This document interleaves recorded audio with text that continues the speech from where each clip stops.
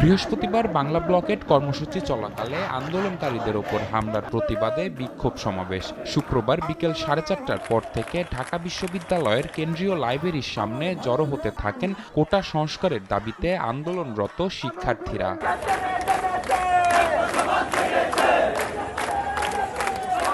এরপর মিছিল নিয়ে রাজধানীর শাহবাগে জড়ো হন তারা। বন্ধ হয়ে যায় এ রুটের যান চলাচল। শাহবাগের মেট্রো রেল স্টেশনের নিচে ব্যারিকেড দিয়ে অবস্থান নেয় বিপুল সংখ্যক পুলিশ। প্রায় 1 ঘন্টা অবস্থান শেষে ঢাকা বিশ্ববিদ্যালয় ক্যাম্পাসে ফিরে যান শিক্ষার্থীরা। সংসদে আইন পাশ না হওয়া পর্যন্ত আন্দোলন চালিয়ে যাওয়ার ঘোষণা দেন তারা। বৈষম্য বিরোধী ছাত্র আন্দোলনের নেতারা জানান, পরবর্তী কর্মসূচি ঘোষণা করা হবে শনিবার সন্ধ্যা 6টায়।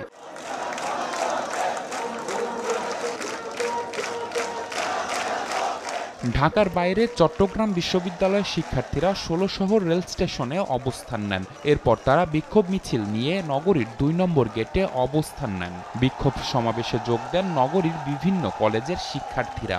নগদের কাছে সব গ্রাহকই প্রিয়, তাই তো সারা দেশে ক্যাশ আউট চার্জ সবচেয়ে কম।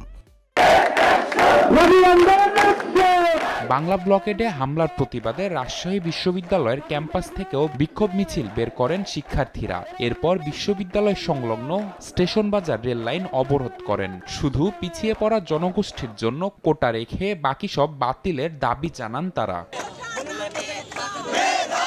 এছাড়া দেশের বিভিন্ন বিশ্ববিদ্যালয় ক্যাম্পাসে বিক্ষোভ মিছিল করেন আন্দোলনকারীরা। নিবিড় সাহা, সময় সংবাদ, ঢাকা।